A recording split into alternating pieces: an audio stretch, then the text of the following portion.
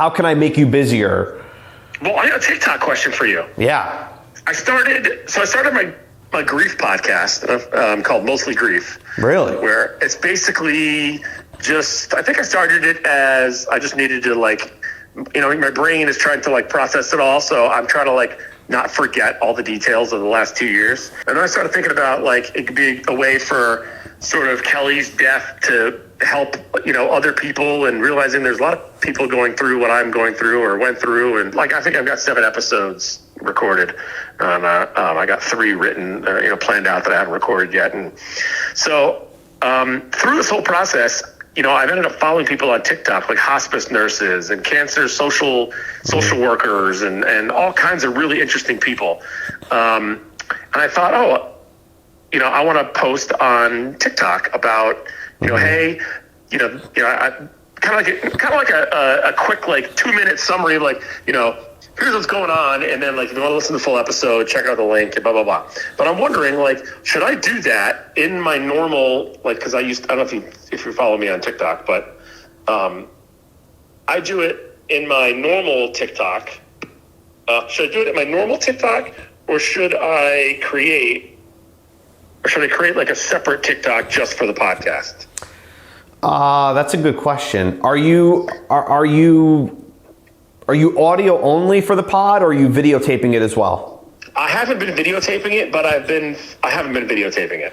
Okay. That way. I was thinking about going back and doing video of it. Yeah. But in the beginning, it was I started doing it early, and I was too I didn't want to worry about what I look like. Well, that's okay. Yeah, that's okay. You can always start. So to answer your first question, I would personally, because it's such a defined space, I would probably start up a TikTok account for the podcast. Yeah. Right? And going forward, I would video record all of your episodes. Yeah, I agree. Because then you can take out clips from those episodes and use them because where this is going is you can take out 5 or 6 of your best clips from that episode and share those as TikToks as little valuable pieces, and people will naturally just look up the profile, look at the link, and see where they can hear more. Rather than you saying, hey, listen to my podcast, because everybody and their mother is saying, hey, go listen to my podcast at this point, Right. Whereas almost treating those clips as their own individual promos without you saying, go listen to it. Yeah. I like that. And that way, something else to think about too is that, I don't know how up on YouTube you are right now, but YouTube is getting harder and harder into podcasts as well. They're talking about putting together an entire podcasting platform on YouTube that's strictly dedicated to long form video podcasts. Really? Yeah. So, how long are your episodes? They've been short. They've probably been, because I've been struggling with how much info do I want in one episode, So we did an episode on the diagnosis, and that was 10 minutes. Then an episode, the last one I recorded was long. It was probably 30 minutes was the longest one. Okay. They've all been in the 10 to 20 minute. Yeah, I've been breaking it into, I almost tackled it like a book. I've been breaking it into chapters, kind of. Right. Okay. And it's you by yourself doing it? It's just me. There's 2 episodes with guests. One is the guy who proofread my eulogy, and I proofread his eulogy for his mother-in-law. So we talked about having emotional support for somebody going through that, and the stress of writing a eulogy, and sort of that. And then I have another episode with a guest who was the guy who came down to New York City and distracted me for the day when she had her 10-hour surgery. Just talked about what that day was like and the importance of people just needing somebody in that situation. But other than that, it's just me. Yeah, I would strongly consider recording these, man, video wise, because I think that's going to serve you better, and it's going to serve your audience better rather than you going on there and just sounding like you're promoting a podcast. Because I think you're right. I think because if you can take out 15, 20, 30-second clips that have a really good little nugget of piece of information or a quick little story that you can get people to attach to you, I think you can build a really good community that way. Not just on TikTok, but you could start an Instagram account for it. I would start a YouTube channel for it, where you host the long form content and then post shorts. to promote it, you know, especially where YouTube is going in that direction. And I think on TikTok do the same thing. If you're, you know, I know you haven't done it already, but I know you said you have other episodes planned. And when you have guests, like, it's really good for them to be able to promote as well. I just think if you're trying to get awareness out of that, video is going to be like the best way to do that. And the best way to do that is on TikTok and Instagram Reels and YouTube Shorts and recording those. I think that would serve you really, really well. And I think that would serve the people that you're trying to attract as well. Rather than you having to come up with another idea on what am I going to post on TikTok today. Right. You've already done the content. You just need to chop it out yourself or send it on Fiverr or something. Get somebody to chop it out for you, whatever you want to do. I can chop it out in DaVinci Resolve, probably, just kind of like... Exactly. Yeah, exactly. And then, you know, just film it. If you can film it kind of wide so you can cut it for tall. Film it wide and cut it tall. Okay. Yeah, because like one of the mistakes that people make when they're filming this stuff is that they shoot it wide and then they just post the wide video on TikTok or Instagram Reels. It just doesn't look good. So like give yourself enough headroom above when you're filming it, so that way when you cut it for tall, it's not just your face the entire time. You know what I mean? Right. Yeah. There's a super close up of my face. Yeah. It's just, you know, just to make life a little easier and make it look a little better for you.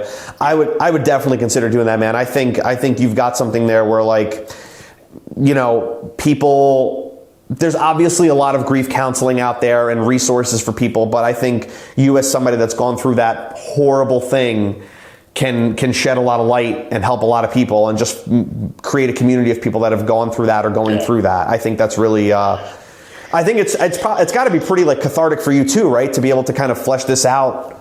It really is. Yeah, it really is. I enjoy doing it. So it sounds. Everybody, I'm sure as you've gone through this process, everybody deals with this differently, and you've got stories from people, and I'm sure, you know, this could just turn into a thing where that you can interview people that have gone through this and kind of share their story and how they deal with it. And because it sounds like you want to do this as a way to kind of like help yourself get through it, but also being there for people that are also going through it. Yeah, absolutely. Absolutely. Yeah, it's hard at the beginning. Like, who are you going to talk to? Who's going to, you know, I got social workers at hospice and social worker at Ann's place and therapists and friends and parents and, you know, all kinds of people. But there's only one other person I know that is basically, I mean, there's other people, but there's only one person that I'm close to that's been through something very similar. And it's a buddy of mine. He's from radio back in the day. Mm-hmm. He's probably 10 years older, but his wife died when he was 33, so he died 10 years younger than me. And so their kids were younger than my kids. Mm-hmm. But he had 2 kids. His wife died. It was more sudden. She was diagnosed to death. It was like 3 months. It was very short. Wow. But, you know, he's really the only guy who has, you know, been through almost exactly what I've been through that I've been able to connect with, you know? Yeah. And that's what you need. You know, I feel like, you know, I joined a couple of different groups. You know, I was at this one group where it was through Ann's place, and it was like, you know, widowers. It was all gentlemen who lost their wives. But I was the oldest guy in there by 20 years, you know.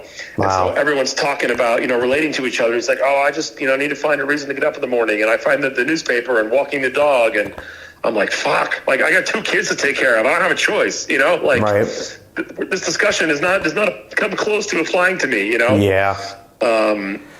Like struggling to find that person was tough in the beginning, not now, but in the first 3 weeks, that was hard. But I think also too, by doing what you're doing, I think people will reach out to you, and you know what I mean. I think by doing this too, you're going to meet more people that have gone through this as well, and that's another reason why get yourself out there on as many platforms as you can, especially if you're looking for people to connect with that have gone through this. I think they're going to come out, you know, through that process and connect with you that way, because it is like it's so like not totally similar, but kind of in the same realm. Like my brother-in-law's dad went from he was diagnosed with ALS.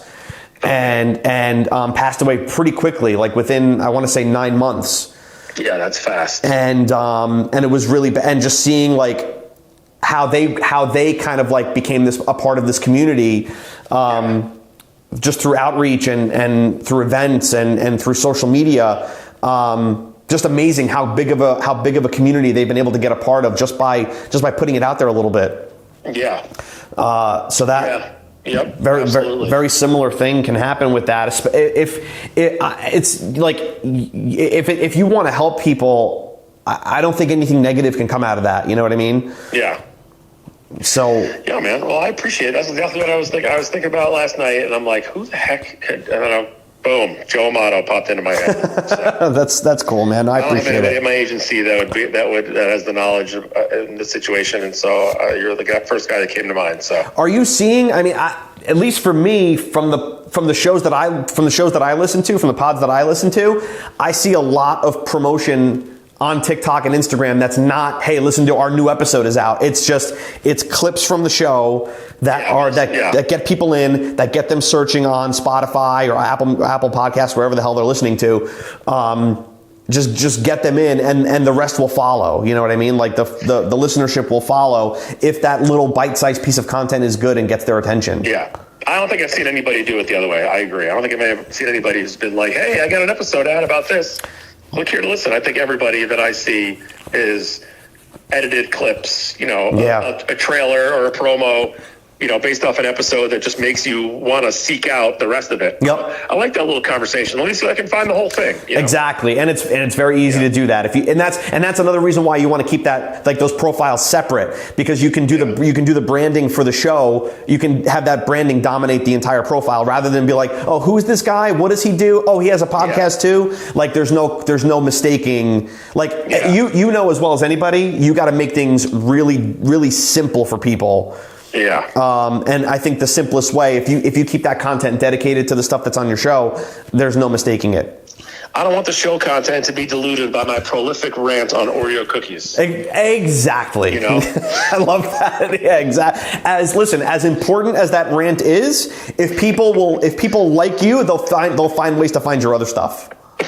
Exactly. Which I'm sure they will. I am sure they will. So, yeah, man, I wish you the best on that, dude. Like, I think that's really really strong of you to do that, because like I don't know that I'd be able to do that. You know what I mean? Like that, but that's if that's your mission, dude, I would go hard on that.